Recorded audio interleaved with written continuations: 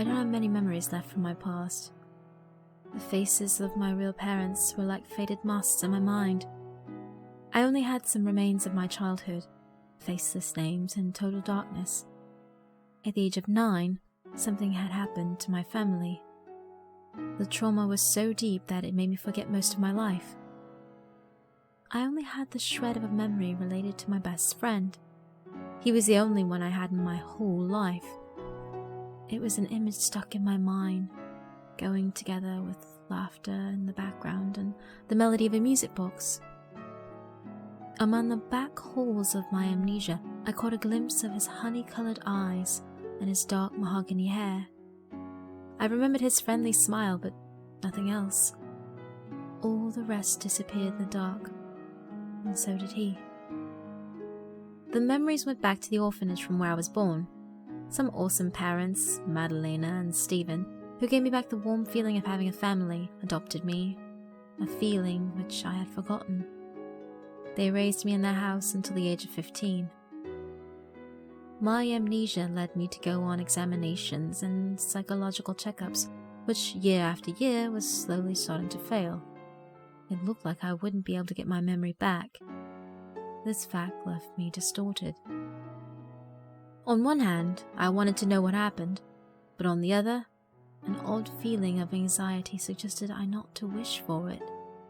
Obviously, there was some unpleasant consequence to my trauma. It was just like some paranoia being persecuted by something. The specialist told my parents it must have been linked to a particular memory, which was continuously stimulated. Neither the cause nor what it was exactly was clear, but despite my efforts, I couldn't focus on it. I felt like I was being observed, not by people, but by the stuffed toys in my room. It was stupid, I know. At the beginning, they were simply toys, but time and time again, their big, round eyes seemed to stare at me. Since I was little, I thought the stuffed toys in my room were alive, and sometimes I tried to prove it. I spied out of my room with the door left ajar, then I turned back suddenly, and I never took my eyes off them. Not until I felt a bit of a burning sensation from not blinking my eyes. That memory was one of the few memories from my childhood that still made me smile. But things have changed. Time after time, the stuffed toys were the ones staring at me. It almost looked like they wanted to test me, and I couldn't bear it anymore. The thought stuck in my mind. At times, it seemed to me that they moved, turning their little faces towards me. At other times, they made the noises in my room. This couldn't be true, obviously. Why did this thought persecute me? Why did I hate those stuffed toys? In spite of everything, why didn't I get rid of them? I could have presented them to other children or thrown them into the rubbish. One day I tried, really, I did. But when I took one of them in my arms, a strong sense of anxiety and terror stopped me. I always ended up putting them back to their places, on the furniture, on my bed, and on the shelves. Then I had to take tranquilizers. There was only one toy I took along with me during the night, despite my age. I couldn't separate from him, and I felt a familiar affection from him that started long before my amnesia. I found him in my wardrobe at the orphanage, and from there on out, we became inseparable. It was a sweet bunny with ears as long as him. On one side it was red, and on the other side was a caramel color. He wore a black waistcoat with 2 long sleeves that draped down to the point of his feet and dashed an elegant collar that donned pointed tips at every edge of the fabric.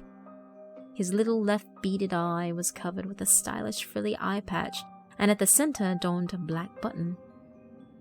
It was funny, but it looked like the only stuffed toy that was harmless. He slept by my side ever since I was little, just like that night. After I sneak under the sheets, falling asleep almost instantly among the creaking old walls. I was standing still in the darkness, unable to move, and I couldn't understand how I ended up there, surrounded only by the distilled silence. Something slimy grabbed my wrist, and it held me so tightly that an instant pain shot right through me. A set of white nails slowly penetrated my flesh. I watched them cutting through my skin, making me bleed. I screamed and cried, but A laugh bellowed out, covering my desperate pleas. She belongs to me, a voice whispered to me.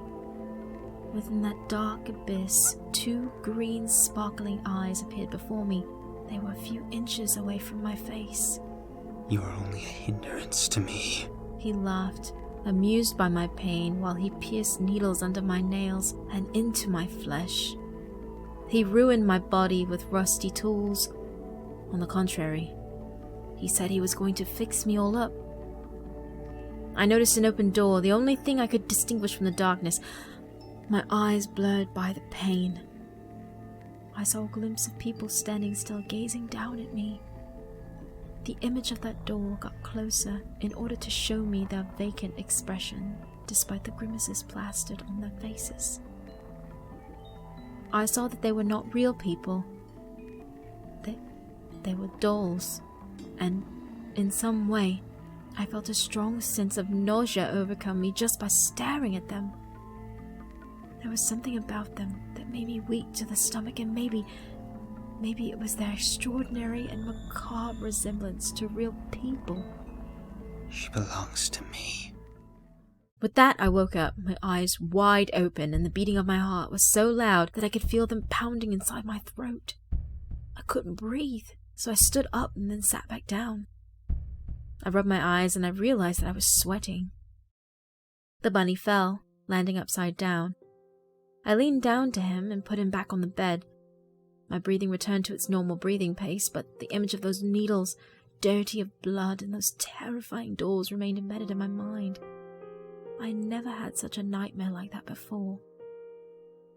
The feelings were so terribly real. I still felt those claws making a hole in my flesh, but I was relieved that I had woken up. The door squeaked. It was my mother coming into the room. As soon as she saw my exhausted face, a smile on her face faded away. Honey, are you okay? Yes, I only had a nightmare. Now everything is all right. Well, okay. Daisy came to visit you. I told her to wait for you in the living room. With that, I got up from bed. I was dressed poorly and I didn't want my best friend to see me in that way. While my mother closed the door, I ran over to my wardrobe and took out an ordinary dress. In the space of a few minutes, I came out of my room neat and ready. In my haste, I was out of breath. "Finally!" exclaimed Daisy, smiling. I met Daisy at middle school, and ever since then we were inseparable. She was a kind and generous person. She was always welcome in our family. My parents appreciated her good manners, but what I loved about her especially was that she never asked me anything about my past. I was able to tell her about my amnesia in complete confidence. The day was nice and sunny, so we laid down in the garden under an old tupelo tree. We talked while sheltering from the sun in the shade of the tree. I bought some colored pencils and blank sheets of paper, and we both started drawing. Daisy felt tired immediately. She started picking daisies, put them in her long, blonde braid while she gossiped about Louisa, a girl who lived for being the center of people's attention. While my friend was talking, I listened to her and kept on drawing without taking my eyes off the sheet of paper. "Who's that?" she asked me suddenly, noticing the drawing. It was as if I fell asleep in that exact moment. I batted my eyelids in front of the sheet of paper, and I felt rather confused about seeing a drawing repeated several times on the same character. I don't know. I did not have the slightest idea of who he was. He had a beautiful, happy smile and 2 yellow eyes that were covered a bit by his fringe. He wore old clothing, and in his hands he was holding a little blue case resembling a music box. Maybe I saw him in an illustration book? "Oh, okay. Let's have an ice cream," said Daisy, changing the subject of our conversation, seemingly not very interested. "Ants are coming under my skirt!" On that same night, I had another nightmare, and this was worse than the previous one I had before. I dreamt about that dark figure again, who brutally tortured me and kept saying the same phrase all over again. She's mine. I woke up at 2 a.m., breathing rapidly. I curled up, feeling the wall behind my back.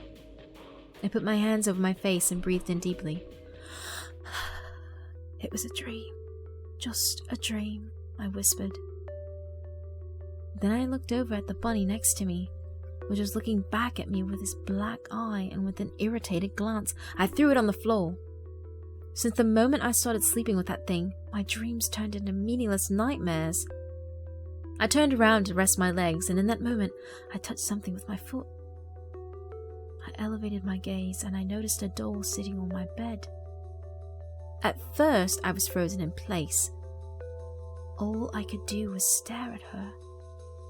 I didn't understand how she appeared there.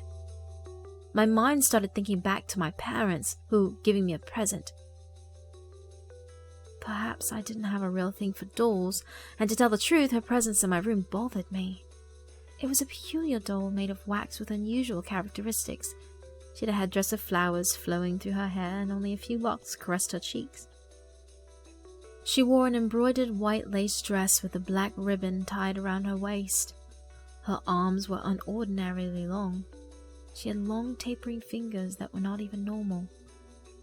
What caught the most of my attention was a rose put at the center of her mouth, as if it was supposed to silence her.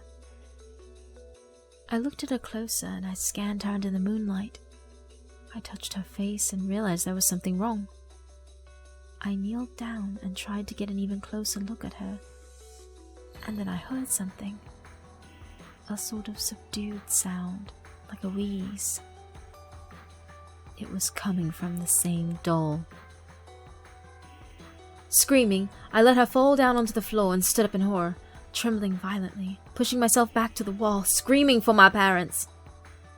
Suddenly, everything turned surreal. The wall next to the door enlarged like there was a bubble between the paint and the cement.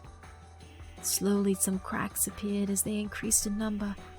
The paint fell into pieces, landing on the floor as it revealed a blue door. I hadn't the slightest idea of what was happening. These things exist only in books or in our imagination. But in my astonishment, I felt something was going to come out of that door. From the door, I see the same black hands that I witnessed in my nightmares. Aren't you happy about Daisy coming to visit you, are you? Said the monster, standing on the threshold of the door. I didn't like her either, you know? She screamed a lot. Daisy? What had she to do with it? I looked around confused, looking for the presence of my friend that obviously was not there anymore. At the end, my eyes watched over the door. The blonde hair and face made of wax looked strangely familiar. I held my breath. A nightmare. It must have been another nightmare. I rushed over to the doll and turned her face in my trembling hands. I put my ear to her chest and heard another sound along with that horrible wheeze. The pounding of a heart. Daisy! Daisy! I cried desperately. It had to be a nightmare. Something like this could not have been happening. I realized my parents were next to my room according to the sounds I heard. They must have heard me screaming, but the monster blocked the entrance. He pulled the door shut, blocking it in its same setting, deforming the wood. My parents started punching on the other side, and I didn't know what to do. It did not look like a dream. It was perfectly clear. It was realer than those nightmares of darkness and torture. My heart was beating so fast that I started to feel pain from it. I felt the sweat on my forehead and the doll trembling in my hands, which I couldn't keep still. The monster stood at the entrance, not moving from there. In the half-light, I could see his evil smirk, as if he was waiting for my reaction. I unbuttoned Daisy's dress, who looked imprisoned under the tons of wax, and I started to dig, trying to set her free. I dug, and I dug, and I dug, while her moans became more intense, until I felt something wet under my nails. I looked at my hands, covered with blood. Her skin must have been mixed with the wax, and the digging I did was not helping her at all. That thing that supposedly to be Daisy was suffering. Her wheezes were blood-curdling, but her expression was still that of an impassive doll. I trembled with horror. I had to repress a retch and suddenly I felt my arm being grabbed. My splendid Maggie, you've ruined your doll. Exclaimed the monster, his whitish eyes sparked with a pale green light. You even threw Mr. Bunny on the floor, but I forgive you. You must return to the place where you belong, by my side.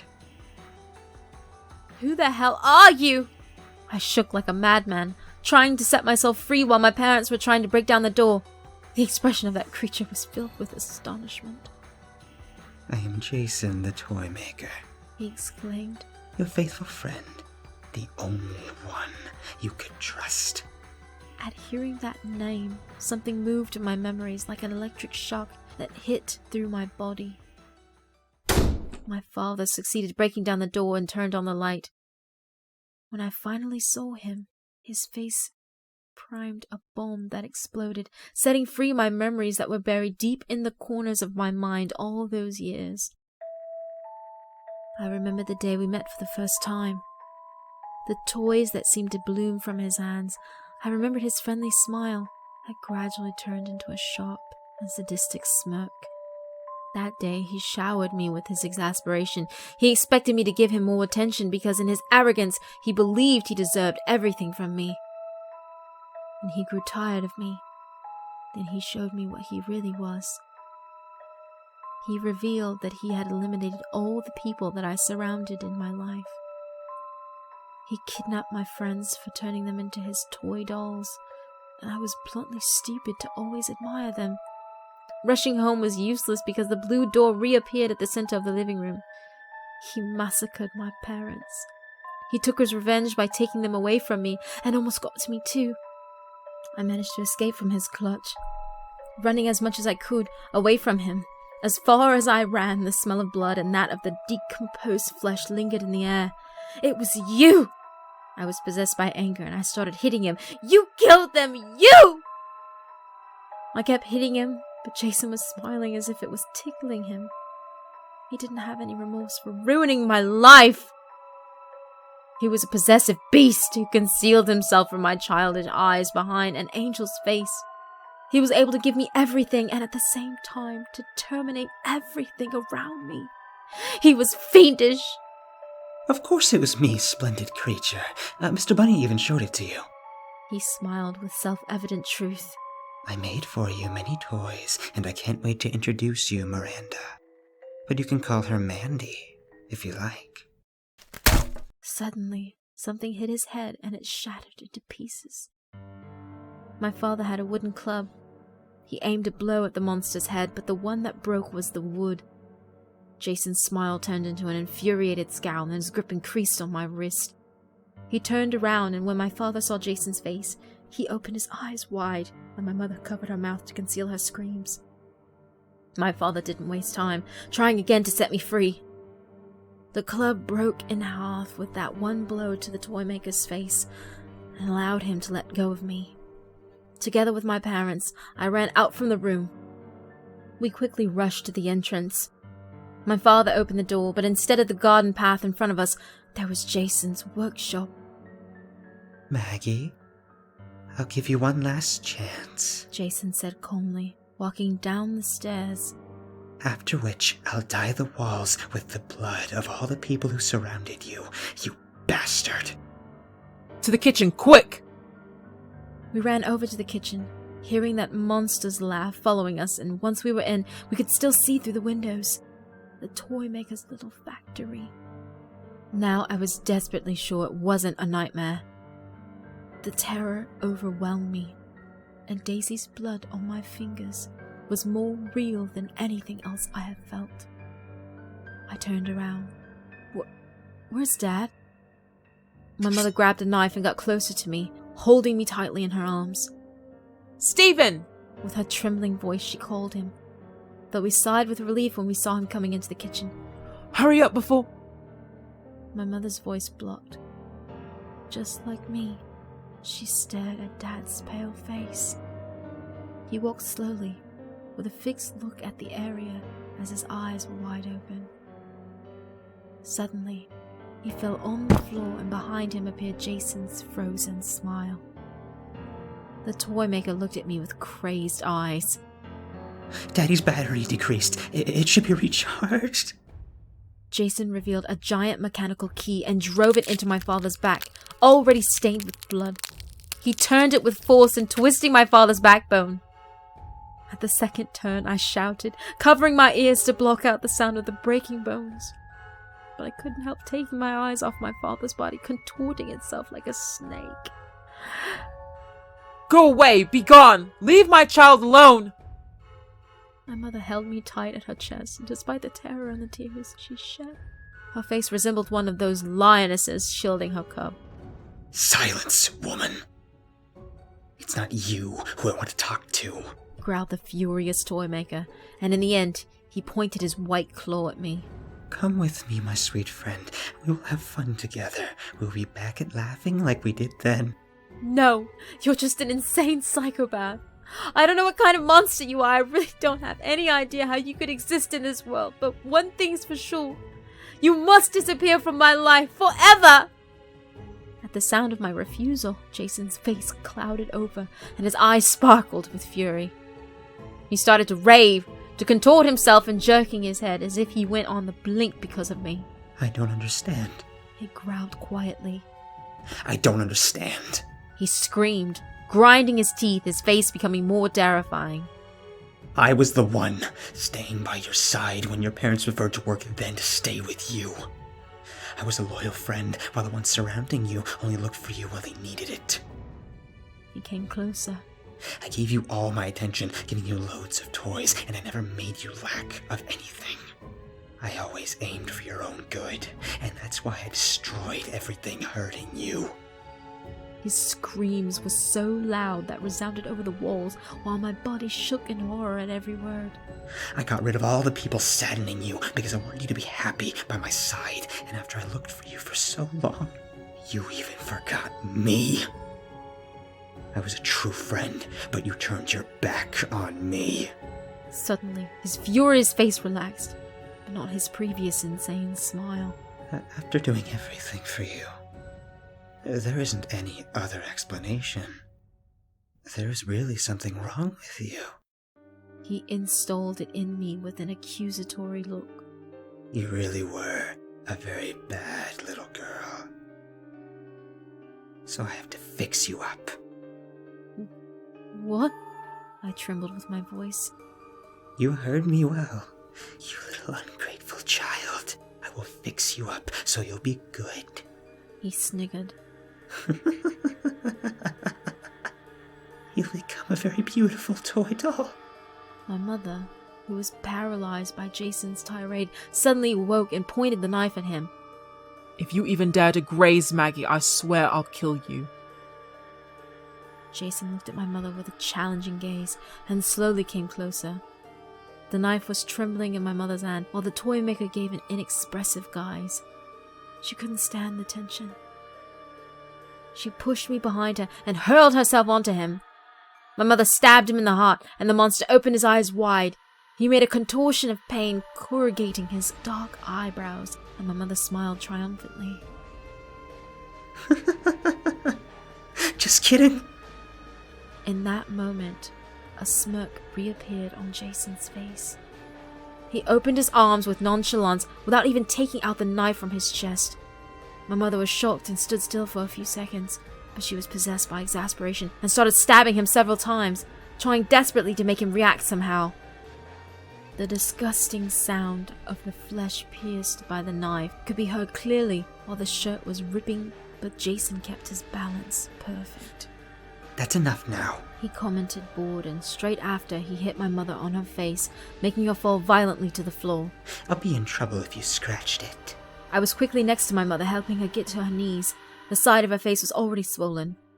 My eyes leaped on the toy maker. I was waiting for his immediate revenge, but I was petrified when I glimpsed what he was doing. He unbuttoned his shirt and drove his nails into his chest, close enough to the injuries he got from the knife. He sank his claws into his flesh, and he slowly started pulling on the opposite side. The wound appeared as a little rip in the center, which enlarged as the flesh shredded like paper. A thick, black liquid dripped to the floor. It was not blood. Even if it was, then it must have been something rotten. Something sparkled in his exposed ribcage.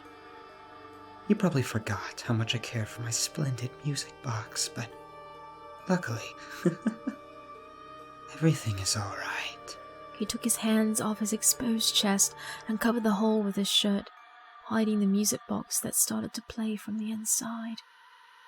He then came closer. I wanted to scream. I wanted to beg. But the horror I had witnessed left me completely paralyzed to do anything, which implied squeezing up with my mother. It only took a yank for the toy maker to tear her out of my arms. He took her up without effort and pushed her back onto his chest, for preventing her to wiggle out of him. He clenched his arm around her neck, while with the other blocked the hand that stabbed him. Now I'll show you what happens to who tries to hinder me, Mom. He slowly bent her arm in the opposite direction. She cried from pain, trying to set herself free, but that monster was strong enough to bend her limb and make the bone come out. My mother sank her nails in his blackish flesh, which flaked apart, producing a nauseating smell, but she could not set herself free since the grip was wrapped tightly. All right, I'll come with you, I shouted with all the voice I had in my body. Jason raised his stare and gave me a serious look. My mother was becoming paler due to the pain and the blood loss. She needed my help, but there's nothing I could do but handing myself to the toy maker. You can take me with you, but leave my mother alone, I said with my trembling voice. After all, we're friends, right? I tried to make a convincing smile, despite the fact I was trembling from head to toe and my eyes were filled with tears. Jason smirked. He was outright satisfied and pleased with his victory. Excellent choice, Maggie. At that moment, his arms took back their usual color. His lacerations cicatrized in a few seconds, and he was back to his usual appearance. His face returned to its normal state, but I already knew what he concealed behind those amber-colored eyes. It seemed Jason accepted my surrender, but before leaving my mother, he took out of his pocket a little red mouse. It was unmistakably a toy, one of those with a winding key. He grabbed my mother from her jaw and pushed it into her mouth. What's wrong, Mom? Did the mouse take your tongue? He laughed, amused, pushing her away from himself. In the nick of time, I saw my mother's eyes, wide-eyed and frightened. A light, then an explosion. She fell on her knees, her jaw, her nose, and her eyes beat into a bloody pulp. She fell on the ground. A stain of blood enlarged from under her body. Blood and pieces of flesh spurted on me, but I was paralyzed in front of my mother's corpse, while Jason didn't stop laughing. Why? Why did you do that? The toy maker's overwhelming shadow covered me and bent down to me. His face got closer, which was spoiled by a rift on his flesh wrought by the club. Because I'm not your friend anymore, you little shit. Now I'm your creator. He then grasped me by my arm and dragged me towards him. Now, let me fix you up.